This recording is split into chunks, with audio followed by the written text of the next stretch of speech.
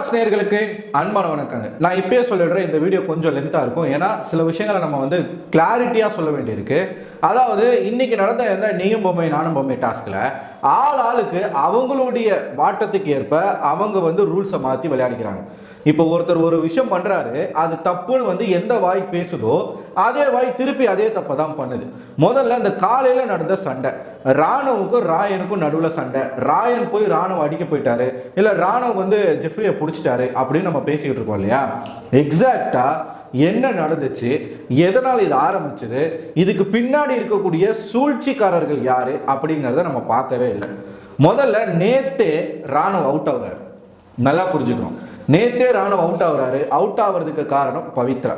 ராணுவுக்கு இந்த கேம் விளையாடணுன்றதுல ஆசை இருக்கு, ஆனா அவுட் ஆயிட்டாப்ல. ஸோ பவித்ரா வந்து அவுட் பண்ணிட்டு போறாங்க. சரி ஓகேன்னு சொல்லிட்டு ஓரமா இருக்கிறாரு.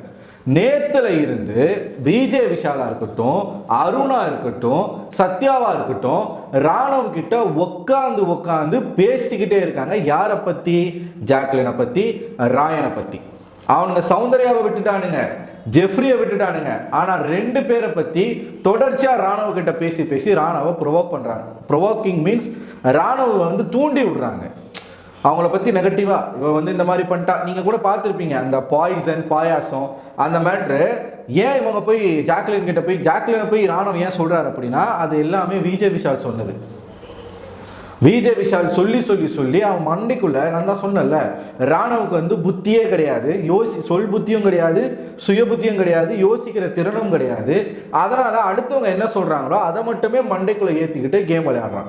நேத்தே இவனுக்கு வந்து அவங்க ரெண்டு பேர் மேல காண்டாயிருச்சு. என்ன காண்டாயிடுச்சு? இவங்க வந்து இன்ஃப்ளூயன்ஸ் பண்றாங்க ஜாக்லின் அப்படின்ற ஒரு காண்டும்.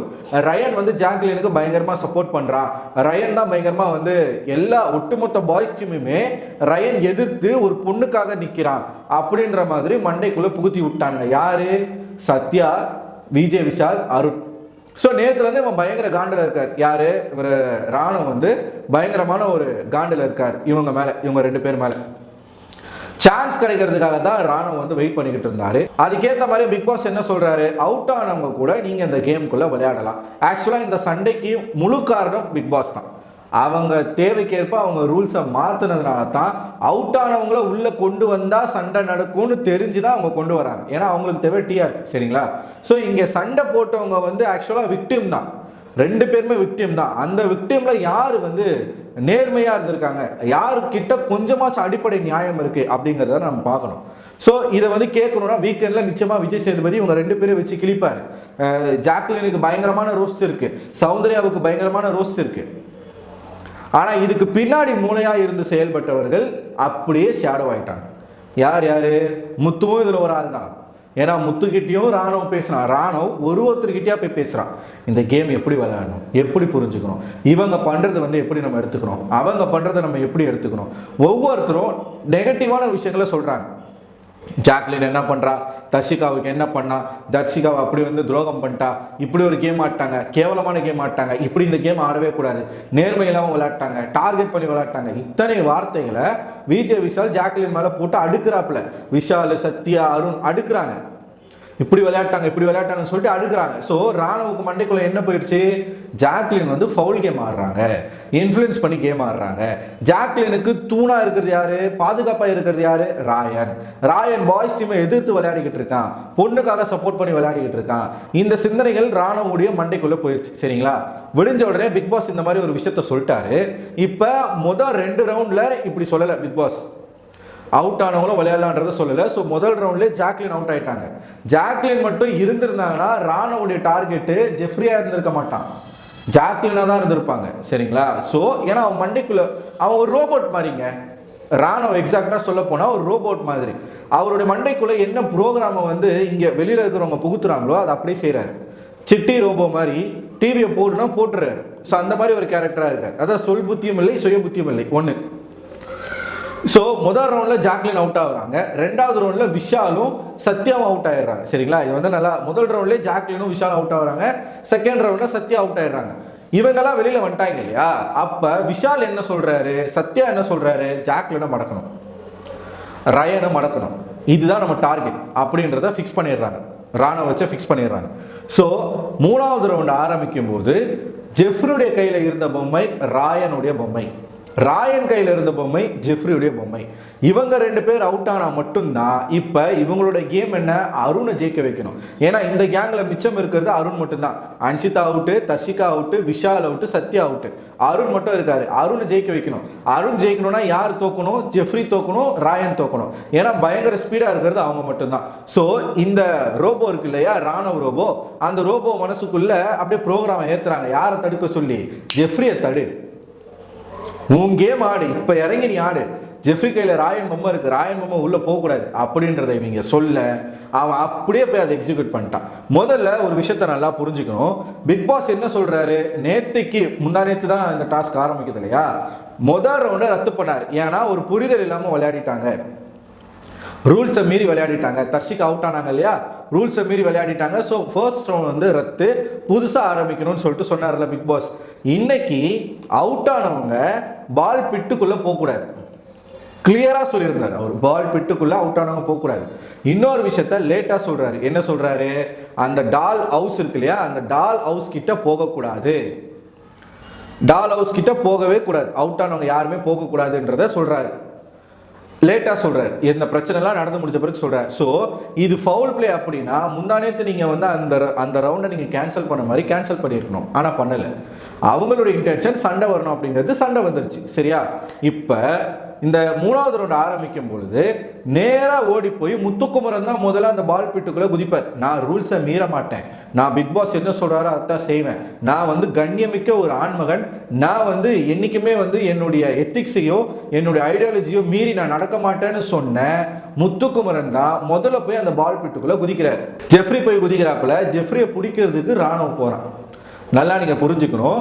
ஸோ ஜெஃப்ரி அவன் பொம்மையை தேடுறதுக்கு உள்ள போகும்போது இவர் வந்து பிடிச்சிடுறாரு, ராணவ வந்து பிடிச்சிடுறாரு. பிடிச்ச உடனே என்ன ஆகுறாங்கன்னா 2 பேருமே சேர்ந்து பால் பிட்டுக்குள்ள விழுறாங்க. ராயன் வந்து அதுக்கு முன்னாடி என்ன பண்ணிட்டாரு, ஜெஃப்ரி பொம்மையை எடுத்துட்டு போய் வச்சுட்டாரு. எக்ஸாக்டா நடந்தது தாங்க, ஜெஃப்ரி பொம்மையை எடுத்துட்டு போய் உள்ள வச்சுட்டாரு. அப்பதான் ராயன் நோட் பண்றாரு, என்ன நோட் பண்றாரு, தன்னுடைய பொம்மை இன்னும் வரல, தான் பொம்மையை பிடிச்சு வச்சிருக்கிறாரு ராணவ்.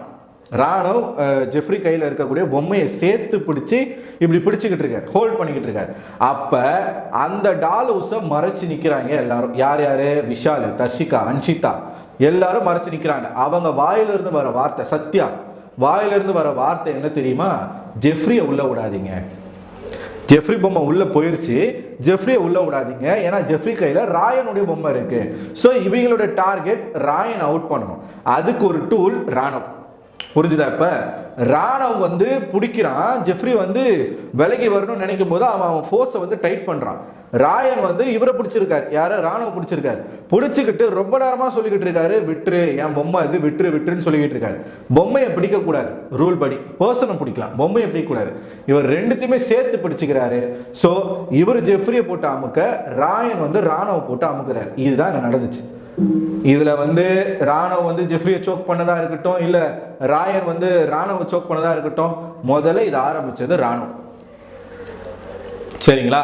பிளஸ் ராயன் காதுல கேட்கிறார், அங்க அவங்க பேசிக்கிறத கேட்கிறார். இந்த மாதிரி ராயன் பொம்மையை உள்ள விடாதீங்க, ஜெஃப்ரியை உள்ள விடாதீங்க அவங்க சொன்னதுனால ஸோ எல்லாரும் சேர்ந்து நம்மளை டார்கெட் பண்றாங்களா அப்படின்ற ஒரு எண்ணத்துல அவர் என்ன பண்றாருன்னா, இந்த டாஸ்க் முடிஞ்சிருச்சு, ராயன் அவுட். ராயன் அவுட் ஆன உடனே அந்த கோவத்தில் போயிட்டு ராணவ கிட்ட சண்டைக்கு போறாரு. ஏன்னா அவ்வளவு தூரம் சொல்லியும் ராணவுக்கும் ராயனுக்கும் எந்த பிரச்சனையும் கிடையாது. முழுக்க முழுக்க விஷால் சொன்னதை கேட்டு, அருண் சொன்னதை கேட்டு, சத்யா சொன்னதை கேட்டு அப்படி பிடிச்சுக்கிட்டு இருக்கும் போது கூட விடுங்கன்ற ஒரு வார்த்தை வரல. எல்லாரும் ராணவ உன் கேம் நீ ஆடுன்னு தான் சொல்றாங்க. இப்ப இவர் வந்து ஒரு கட்டத்துக்கு மேல ராணவ பிடிச்சுக்கிட்டு இருக்கிறவர் விட்டுட்டாருங்க.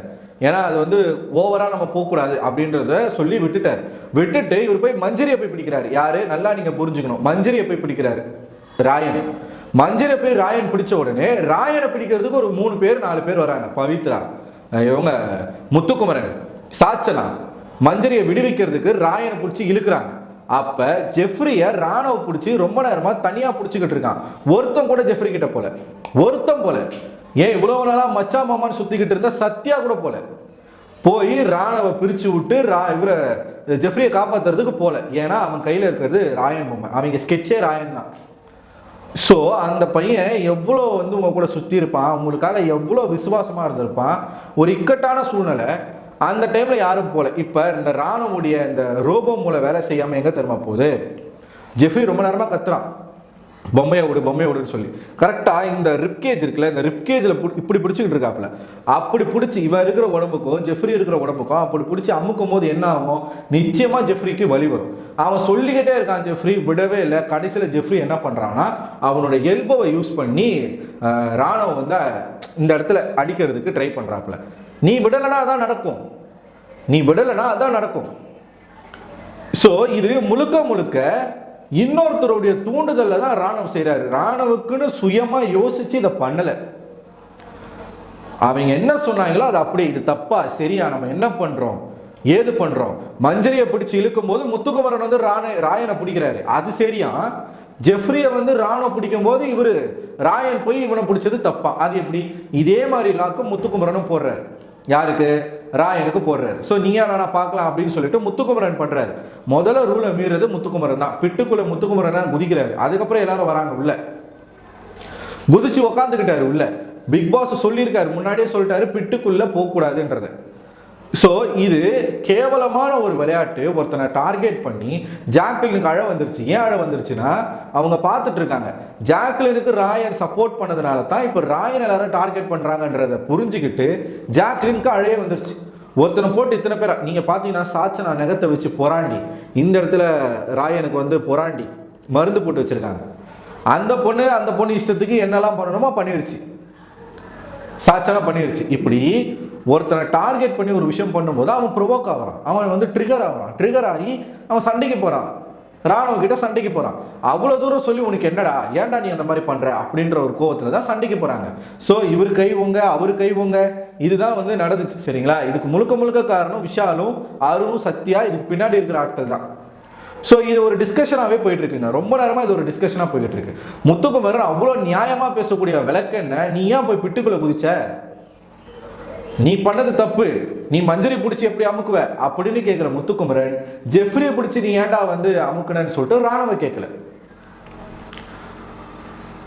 இது ஒருத்தவங்களை ஸ்கெட்சு போட்டு தூக்குற மாதிரி இல்லையா? அப்ப எவனுக்கு இருந்தாலும் கோவம் தானே வரும், கோவம் தானே வரும். இப்ப மஞ்சரியை பிடிச்சிட்டு இருக்காரு ராயன், அப்போ ஒரு 4 பேர் வந்து ராயனை பிடிச்சி இழுக்கும் போது அந்த ஃபோர்ஸும் சேர்ந்து யார் மேல போகும், மஞ்சரி மேலதான் போகும். இதைத்தான் அந்த மனுஷன் சொல்லிக்கிட்டு இருக்காரு. நான் வந்து அவ்வளோ ஹாஷா பிடிக்கல, நான் அப்போ கூட விட்டுட்டேன். எனக்கு கிளியராக கேட்குது, விஷால்கிட்ட போய் கேட்குறாப்புல, எனக்கு கிளியராக கேட்குது நீ சொல்கிற ஜெஃப்ரி பொம்மை உள்ளே வந்துருச்சு, ராயன் பொம்மை தான் அவன் கையில் இருக்குது, அவனை விடாதீங்க உள்ள அப்படின்னு நீ சொல்கிற. அப்போ நீ என் காதுபட நீ சொல்லும்போது எனக்கு அந்த இடத்துல கோவம் வராதா? இவர் என்ன சொல்கிறாரு, அதுதான்டா என் கேம் வேற, அக்ரெசிவாக விளையாடுறது வேற. நீ உன் கேமில் ஒருத்தனை டார்கெட் பண்ணுவ, எவன் டார்கெட் ஆகுறானோ அவன் ரியாக்ட் பண்ணக்கூடாதா? ஸோ இது பார்த்தீங்களா இவனுங்க எப்படி இந்த கேம் வந்து மோசமாக்குறான்னு. இதில் முத்துக்குமரன் கலர் வார்த்தைகளை பயன்படுத்துறாரு. நீ அடிச்சவன் மூக்கு உடைஞ்சு உனக்கு ரெட் கார்டு கொடுத்தா என்ன பண்ணுவேன், பதிவு பண்றாராம், ரெட் கார்டு கொடுங்க. அந்த மாதிரி ஒரு சிச்சுவேஷனுக்கு அவங்க போகல. முத்துக்குமரன் நல்லா ரிஜிஸ்டர் பண்றாரு. அதை ராயன் கிளியரா கேட்டாப்ல, ராயனுக்கு புரியுது, இப்போ கேம் எல்லாமே கிளியரா புரியுது. இவன் வந்து அங்க ரிஜிஸ்டர் பண்றான், அதை பண்ண விடக்கூடாது அப்படின்றத சொல்றாங்க. மஞ்சரி அவ்வளோ நல்லவங்க மாதிரி பேசுறாங்க. இந்த மஞ்சரி பண்ண வேலை என்ன தெரியுமா, ராயன் கிட்ட அவ்வளோ நேரமா, ராயன் நீ வந்து எனக்கு பிடிச்சது எனக்கு ரொம்ப வலிக்குது, எனக்கு வலிக்குதுன்னு சொல்லி கூட நீ விடல, ஏன் இவ்வளோ அக்ரெசிவா விளையாடுறீங்க அப்படின்னு பேசினேன். இதே விளக்கெண்ண, இது ஒரு விளக்கெண்ண தான். அந்த மஞ்சரி சிவகுமார், அடுத்த ரவுண்டு சிவகுமார் போறாருங்க. சிவகுமார் வந்து இப்ப மஞ்சரி கையில பவித்ரா பொம்மை இருக்கு, பவித்ரா கையில மஞ்சரி பொம்மை இருக்கு. சிவகுமார் வந்து வேற ஒருத்தர் பொம்மை எடுத்துட்டு உள்ள போறாரு. போகும்பொழுது அவர் உள்ள போயிட்டாரு, இவங்க பின்னாடி வராங்க, கடைசியா வராங்க போல இருக்கு. ஸோ இவங்க வந்து அவருக்கு முன்னாடி போகணும்னு சொல்லிட்டு சிவகுமாரோட டிஷர்ட்டை பிடிச்சி இழுக்கிறாங்க. இந்த இடத்துல டிஷர்ட்டை பிடிச்சி இழுக்கிறாங்க. டிஷர்ட் நெருக்கி அவர் கழுத்துல நெருக்குது. அவர் அப்படியே போயிட்டு அந்த பொம்மையை வைக்கிறாரு. ஸோ அவர் வந்து வெளியில மஞ்சரியை கிளின்னு கிளிக்கிறாரு. என்ன கேட்கிறாருன்னா, ஏங்க நீங்க வந்து ராயன் கிட்ட அப்படி பேசுனீங்களேங்க, உங்களுக்கு ஒரு விஷயம் வந்து நீங்க அஃபெக்ட் ஆகும்போது நான் வந்து உங்களை கேட்டல, நீங்க என் டிஷர்ட்டை பிடிச்சி இழுக்கிறீங்களே, எனக்கு அப்ப சோக் ஆகுதுங்க. நான் சொல்றேன், நீங்க என்ன விடல, ஒரு வார்த்தை ஆரி ஓகேன்னு கூடமாங்க நீங்க கேட்க மாட்டீங்க. உங்களை வந்து நான் கேட்டல, நீங்க வந்து ராயன் கிட்ட அவ்வளவு பேச்சு பேசுனீங்கல்ல, அப்ப இப்ப நீங்களும் அதே தான் பண்றீங்கன்னா ராயன் பண்ணது சரியா தானே போச்சு, ராணுவ பண்ணது சரியா தானே போச்சு. உடனே மஞ்சரி என்ன தெரியுமா பேசுறாங்க, ராயன் வந்து மஞ்சரி கிட்ட பேசும் பொழுது 10 செகண்ட் நான் ஹோல்ட் பண்ணேன், 20 செகண்ட் ஹோல்ட் பண்ணேன், அதெல்லாம் அங்கே வந்து நம்மளால பார்க்க முடியாது. அப்புறம் வந்து இன்னொன்று என்ன தெரியுமா சொன்னாங்க, கேம்ல வந்து நீ வந்து பிடிச்சது எனக்கு ஓகே தான், ஆனால் நான் வலிக்குதுன்னு சொல்லி கூட நீ விடலை, எதுக்கு அந்த அளவுக்கு ஏன் நம்ம வந்து போனோம், எனக்கு ஓகே தான், அப்படிதான் இப்படிதான் இந்த மாதிரிலாம் விளையாட வேணாம், நம்ம வந்து கொஞ்சம் இதுவாக விளையாடுவோம் அப்படின்லாம் பேசிட்டு சிவகுமாரை போட்டு நெருக்கும் போது அதை மறந்துட்டாங்க இவங்க மேடம். மறந்துட்டு சிவகுமார் போய் வண்டியா கேட்கிறாரு. அப்ப இது என்ன தெரியுமா சொல்லுது, ஏங்க கேம்ல என்னங்க நீங்க எப்படி நினைக்கிறீங்களோ அப்படியேங்க விளையாட முடியும், நமக்கு கேம்ல தெரியாதுங்க. இவங்க ஒரு வார்த்தையை சொன்னாங்க, அழகான ஒரு வார்த்தையை சொன்னாங்க, உங்களுக்கு வலிக்குதுன்றது எனக்கு தெரியாது. சிவகுமார் கிட்ட மஞ்சரி சொல்றாங்க. அப்ப சிவகுமார் வாயை திறந்து சொல்றாரு, ஏங்க எனக்கு வலிக்குதுங்க, எனக்கு விடுங்கன்றத சொல்றாரு. ஒரு பேசிக் சென்ஸ் இருக்கும்ல, ஒருத்தனை டிஷர்ட் பிடிச்சி நம்ம இழுக்கும் போது அவன் அந்த சைடு ஆப்போசிட் சைடு வந்து போராடும் போது ஆப்வியஸா இந்த காலர் வந்து நெருக்கும், கழுத்தை நெருக்கும் போது அது சோக் ஆகும். இது எல்லாருக்கும் தெரியும்ல, இவங்களுக்கு தெரியாது. உங்களுக்கு எப்படி தெரியாதோ, ராயன் உங்களை பிடிச்சிட்டு இருக்கும் போது உங்களுக்கு அவ்வளவு வலி இருக்கும்னு ராயனுக்கு தெரியுமா? தெரியாது.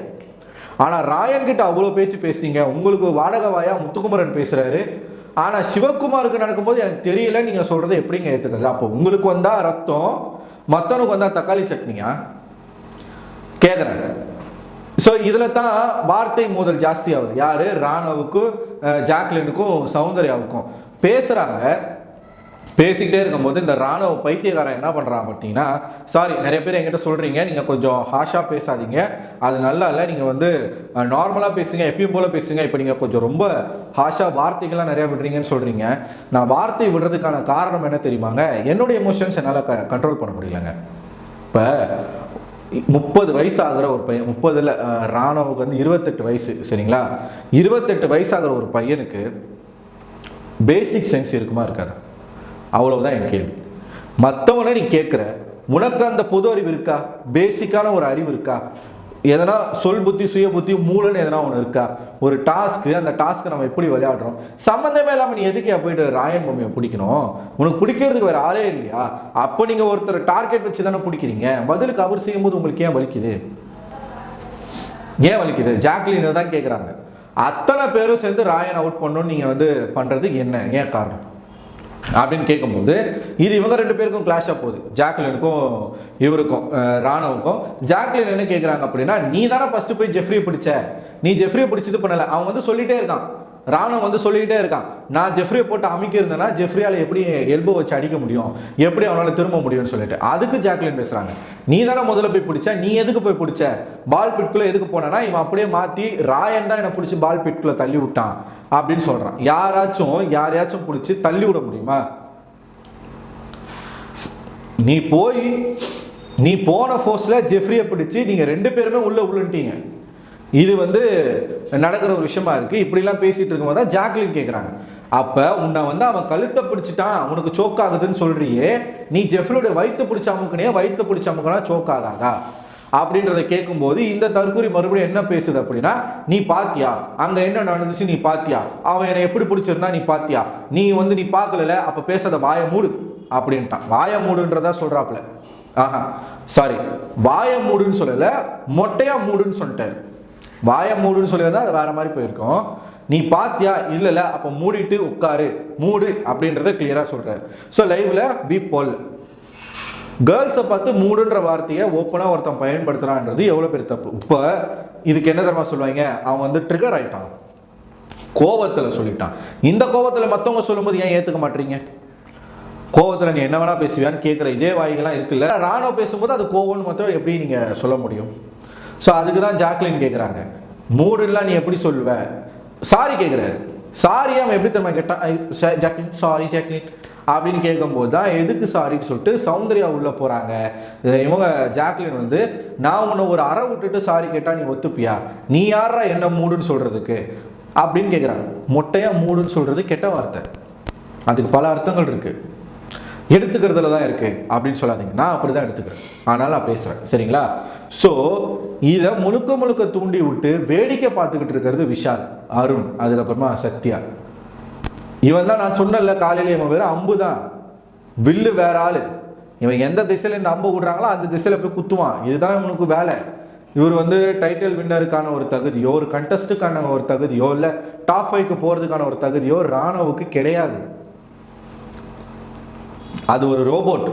அதுக்குன்னு வந்து சுயமாக சிந்திக்கிற திறனே கிடையாது, உணர்ச்சியே கிடையாது. யார் என்ன மண்டைக்குள்ள ஃபீட் பண்றாங்களோ அதை அப்படியே வாழ்ந்து இருக்கக்கூடிய ஒரு ரோபோ. ஸோ எனக்கு தெரிஞ்சு இந்த வீக்கெண்ட்ல முழுக்க முழுக்க விஜய் சேதுபதி இவங்களை வச்சு தான் செய்ய போறாரு. ஏன்னா இதுல சாச்சனாவும் ஒரு ஆளுங்க, சாச்சனாவும் ஒரு ஆள். சாச்சனா வந்து ராணவுக்கு சப்போர்ட். ஸோ ராணவுக்கு சாச்சனா சப்போர்ட் பண்றதுனால நிச்சயமா ராயனுக்கும் ஜாக்லினுக்கும் சௌந்தர்யாவுக்கும் ரோஸ்ட் உறுதி. ஆனா இந்த வாரத்தோட இந்த பொண்ணு வெளியில போகுது, வெளியில போயிடும் அப்படின்றத நினைச்சு சந்தோஷமா இருக்கு. பட் பார்ப்போம், பொறுத்திருந்து என்ன நடக்குதுன்றத. ஸோ நீங்க என்ன நினைக்கிறீங்க? இதுதான் நடந்தது, எக்ஸாக்டா இதுதான் நடந்தது. ராயன் மேல தப்பு கிடையாது, அப்படி ஒரு விதத்தில் பார்க்கும்போது ராணுவ மேலே தப்பு கிடையாது. ஆனால் ராணுவ சுயமாக சிந்திக்கணும். ஒருத்தவங்க சொல்கிறாங்கன்றதை கேட்டு அவங்க வந்து சொன்ன இடத்துல போய் பாயறதுக்கு ஒன்றும் அவங்களுடைய அடியாள் கிடையாது ராணுவ அந்த வேலையை தான் பார்க்குறாரு. ஸோ நீங்கள் இப்போ சூஸ் பண்ணிங்க, நீங்கள் வந்து டிசைட் பண்ணிக்கோங்க யார் பண்ணது தப்பு யார் பண்ணது சரி. உங்களோட கருத்துக்களை மறக்காமல் கமெண்ட் பாக்ஸில் போடுங்க. ஸோ அப்போ தான் நீங்கள் வந்து எவ்வளோ அப்போ தான் நான் சொன்னது உங்களுக்கு எந்த அளவுக்கு புரிஞ்சிருக்குன்றது எனக்கு புரியும். சரிங்களா? ஸோ உங்கள் கமெண்ட் பாக்ஸில் போடுங்க. அடுத்த ஒரு வீடியோ உங்களை சந்திக்கிறேன். அதோட உங்களிடம் விடைபெறுவது நான் அரவிந்தன்.